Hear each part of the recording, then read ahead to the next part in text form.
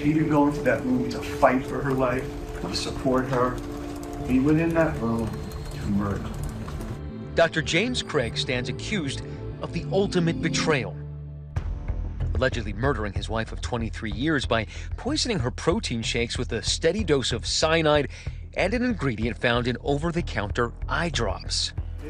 The long-awaited trial now underway for Craig, facing several charges, including first-degree murder, which he denies. He was also embroiled in an extramarital relationship with a woman who Craig was seeing as his wife lay dying.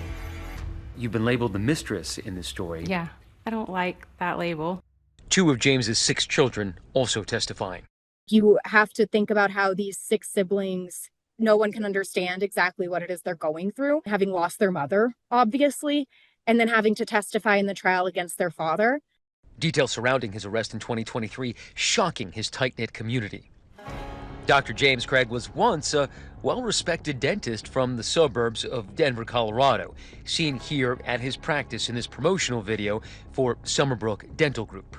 The most satisfying thing about my job is when a patient leaves and they say, "Wow, that was a lot easier than I expected it to be." But police say he had a dark side. Prosecutors paint the picture that James Craig had relationships with other women and told them that he wanted to be with them. On the morning of March 6, 2023, Angela had suddenly fallen ill. According to authorities, James made his wife a protein shake, and it contained not just protein, but also poison. According to the prosecution, Angela was hospitalized 3 times over the next 10 days, and it was during that final hospital stay that police claim Craig gave his wife a final and fatal dose of poison that ultimately killed her. By all accords, it seemed like a very normal family for people who knew them as well, although it is coming out during this trial that some close friends did know there were problems within their marriage. Prosecutors painted James as a financially troubled serial cheater who did not want a divorce. Instead, they say he had deadly intentions. He started searching on the internet for poisons. The defense does not dispute the fact that Angela was poisoned, saying that James was a loving partner who tried to care for his wife after she fell ill. This was very much a caring relationship, even though there were problems. The defense even suggesting that Angela was suicidal. By her own words, she was broken. She was struggling. There have been several witnesses who have testified to the opposite of that. Her children today who say, "No, I don't believe my mother was living with depression at that time." One of James's daughters telling jurors today what her father allegedly told her to do to incriminate her own deceased mother. A teenage daughter had gotten a phone call from her father while he was incarcerated. And this phone call told her, "Hey, I want you to come and bail someone out who's going to have information for you." This inmate is released, and he hands a letter to this teenage girl. She claims that that letter was definitely her father's handwriting. He allegedly provided her step-by-step instructions on how to create a deep fake video of her mother, saying that she had actually asked James Craig to purchase cyanide, arsenic, and oleander for her. The defense later pointing out that James panicked behind bars and also suffered from anxiety. What's interesting and what the prosecution doesn't tell you is this cheating had been happening for 23 years. Ladies and gentlemen of the jury, Jim and Waffles was his handle on a website called seeking.com. Called it a situation, a problem. Craig's lawyers say cheating is not a motive for murder. Prosecutors say James's propensity for infidelity suggested it was. According to the arrest affidavit, authorities claim James had murdered his wife to be with another woman.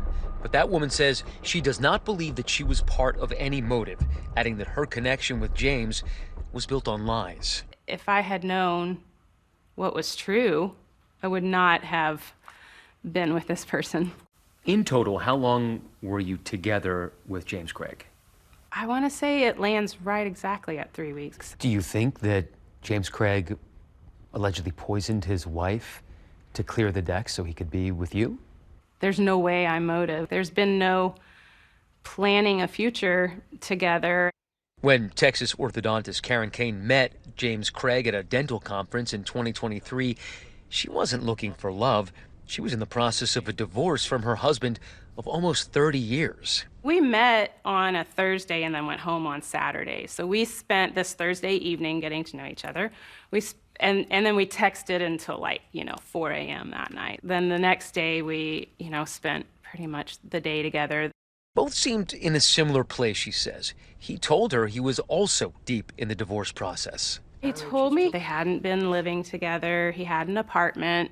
After the conference, the two remained in constant contact. It was just consistent from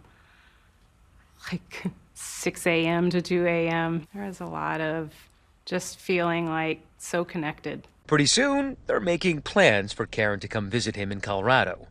And the day before Karen arrives in Denver, Angela's health takes a horrific turn. She suffers a seizure, is on life support, and is not expected to survive. Originally, it was maybe I shouldn't really even come. And he was like, I could really use the support. Karen says they met for dinner twice. He at no point seemed stressed or anxious really, I had to drag it out. I'm like, are you sure you're okay? Because he seemed okay. But all is not okay. Soon after Angela is pronounced dead, James is arrested on charges of first-degree murder, and investigators are questioning Karen. Her initial disbelief turns to shock when she reads the arrest affidavit.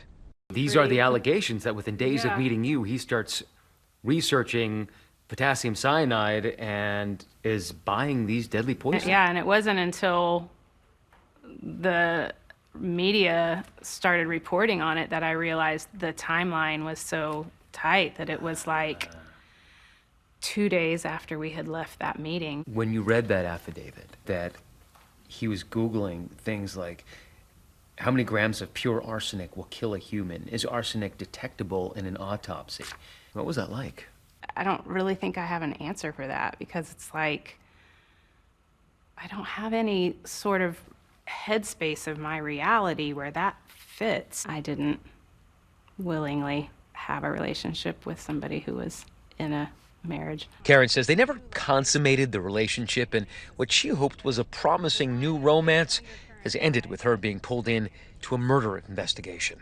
Authorities say James drugged his wife years earlier as well, the first time he was allegedly suicidal. From an interview with Angela's sister, law enforcement alleges that the first time that James Craig poisoned Angela was to stop her from being able to prevent him from committing suicide. That he poisoned her not to kill her, but to incapacitate her so she wouldn't save his life. The 2023 arrest affidavit says James texted his wife Angela while she was dying in the hospital, writing, "Given our history, I know that must be triggering. Just for the record, I didn't drug you." Digital forensic analysts testify that text messages are not the perfect form of evidence because they can be manipulated. But it doesn't take perfect evidence to convict someone. And so for the defense, they'll make the argument that these text messages could have been manipulated. James Craig's trial is expected to wrap in a matter of weeks. I think just all around this case is absolutely devastating. And these kids too, it's just absolutely awful to sit in this courtroom alongside them and know what's happening within their life and that it's on display for the entire world to see it.